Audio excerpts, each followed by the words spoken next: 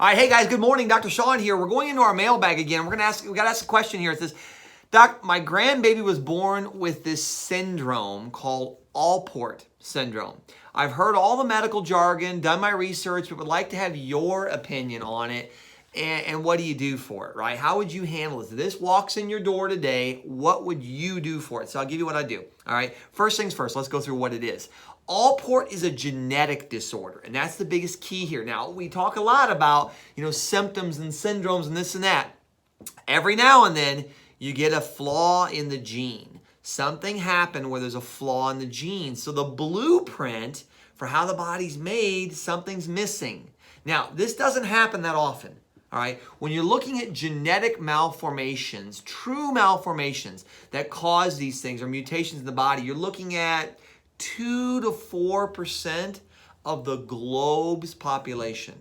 So of the roughly 8 billion people on the planet, a tiny little percentage will have a genetic disorder. Now, that being said and done, in this case, you got one. So what do we do with it, right? It's one in about every 50,000 births that occur in this country, so it's very, very rare. It's a protein malformation. There's a collagen protein, it's collagen 4, that doesn't quite form right. It passes on the X chromosome on the male or the female. What's interesting about this, if it comes across the male, you tend to see more symptoms. If it comes on the mother's side, probably because she's got 2 X's, you see less. You'll get the hematuria and things like that where you'll see the blood in the urine, but you don't get the catastrophic stuff as much. Now, it can go either way, but the key to this thing is understanding it. So what does that mean? Okay, collagen, what do we use it for? That's what you got to know. What does the body use this raw material for that's not being produced properly? Kidney function. The glomeruli and the kidney are built with this. So right away, you got a kidney now that's not going to be holding its weight, right? It's not going to be able to do its job efficiently. The inner parts of the ear are formed from this. So you're going to get hearing issues. The lens of the eye is formed from this. So you'll get vision issues. So you're looking at a genetic condition that's going to affect your hearing, it's going to affect your vision, and it's going to affect kidney function.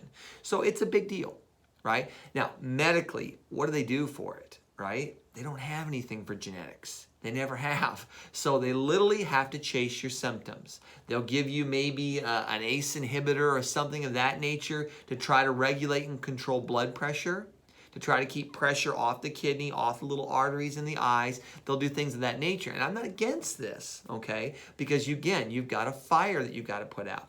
So that being said, they're telling you, look, we don't really have anything for it. We know it's a genetic mutation that we really can't avoid because it's a randomness. So we say to ourselves, well, what do we do? Well, let's look at what I would do. So if someone came in my practice from this, you know where I'm starting, guys. The McCaffrey method is all about this. Stress is the cause of all disease. Men are the cause of all stress. So I go back to that. Even with genetics, I go back to that because I know that, all right, genetic variations, genetic weaknesses tend not to express themselves as long as you can keep the rest of the body calmed down. If you stress the body in 10 different ways, plus a genetic problem, now it's spending its resources all over the place. You're asking it to fight on too many fronts. If we can say, hey, let's get rid of the extra stress off the body, let it really focus here, then good things can happen.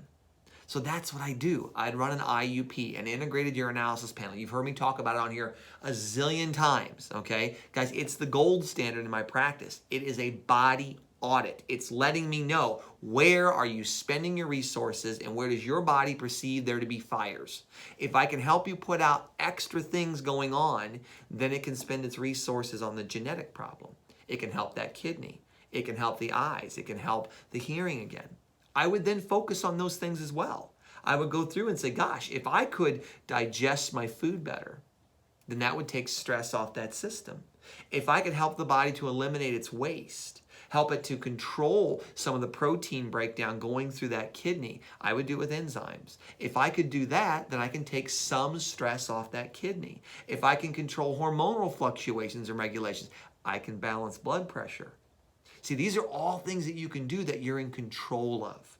The key to all of this, guys, is remember that stress concept and think about the body, again, is a bucket, right? You've got this bucket. And when stresses come into your life from your environment, physical things, my shoulder hurts. You never think my shoulder hurts is going to bother this genetic problem.